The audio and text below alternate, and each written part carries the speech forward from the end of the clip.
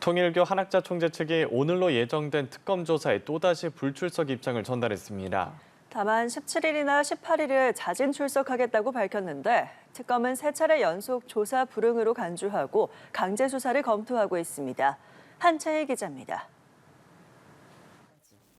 통일교 청탁 의혹의 정점으로 꼽히는 한학자 통일교 총재가 15일로 예정된 특검 조사에 또다시 불출석 의사를 전달했습니다. 지난 8일과 11일에 이어 세 번째 소환 불응입니다. 다만 한 총재 측은 소환을 거부하는 게 아니라며 17일이나 18일 특검이 정해주는 시간에 자진 출석해 조사를 받겠다고 밝혔습니다. 최근 부정맥 치료를 위한 시술을 받았는데 재발한 상황이라며 며칠만이라도 회복할 시간이 필요하다는 것이지 출석 거부는 아니라는 설명입니다. 다만 특검이 이를 받아들일진 미지수입니다. 특검은 15일 조사를 앞두고 한 총재 측이 또다시 불출석 입장을 전달하자 매번 조사 직전 일방적인 불출석 의사를 밝혀왔다며 소환 불응으로 처리하고 향후 대책을 검토하겠다고 밝혔습니다. 통상 수사기관은 3차례 소환을 거부할 경우 강제 수사에 착수하기 때문에 특검이 한 총재에 대해 체포영장을 청구할 가능성이 거론됩니다. 다만 한 총재 측이 자진 출석하겠다는 입장을 밝히면서 일단 진위를 확인할 것으로 보입니다. 한 총재는 정교일치라는 통일교 이념을 실현하기 위해 윤석열 전 대통령 부부와 국민의힘에 접근한 혐의를 받고 있습니다. 윤영호 전 통일교 세계본부장이 한 총재 승인하에 건진법사 전성배 씨를 통해 김건희 씨에게 명품을 건네며 각종 청탁을 하고 국민의힘 권성동 의원에게도 금품을 전달하는 등 윤 전 대통령 부부와 주변 정치인을 지속적으로 지원했다는 게 특검팀 시각입니다. 이와 관련해 권 의원은 정치자금법 위반 혐의로 오는 16일 영장실질심사를 받습니다. 김건희 씨에게 이원 화백의 그림을 건네 매건 매직 의혹을 받는 김상민 전 검사의 구속 전 피의자 신문도 17일에 열려 이들의 구속 여부가 향후 특검 수사의 분수령이 될 전망입니다. 연합뉴스 TV 한채입니다. 네, 김건희 씨 관련 의혹을 수사하고 있는 민중기 특별검사팀이 내일 한학자 통일교 총재를 조사하려고 했지만 한 총재 측이 또다시 불출석 의사를 밝혔습니다. 특검은 소환 불응으로 간주하고 앞으로의 대책을 검토하겠다고 밝혔습니다. 한채희 기자입니다.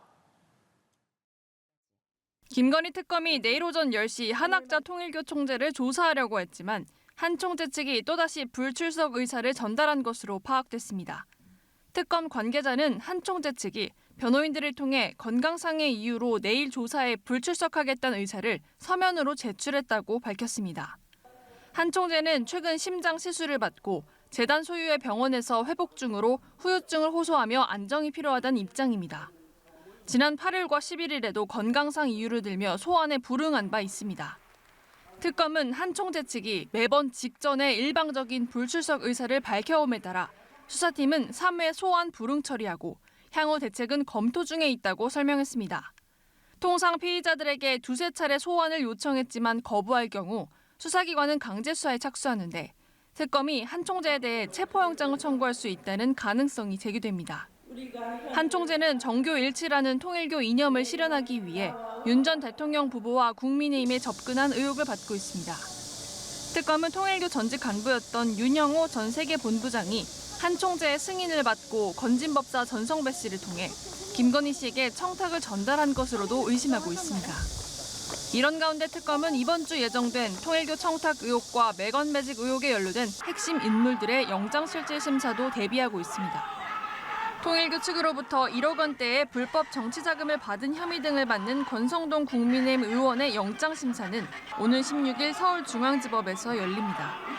그 다음 날인 17일에는 김건희 씨에게 고가의 그림을 건네 청탁을 한 혐의를 받는 김상민 전 검사의 심사가 예정돼 있습니다. 연합뉴스 TV 한채입니다. 김건희 특검이 이후한 그림을 김 씨 측에 전달한 김상민 전 부장검사에 대한 구속영장을 청구했습니다. 국회에서 체포 동의안이 가결된 권성동 의원은 오늘 16일 법원의 구속심사를 받습니다. 배윤주 기자입니다.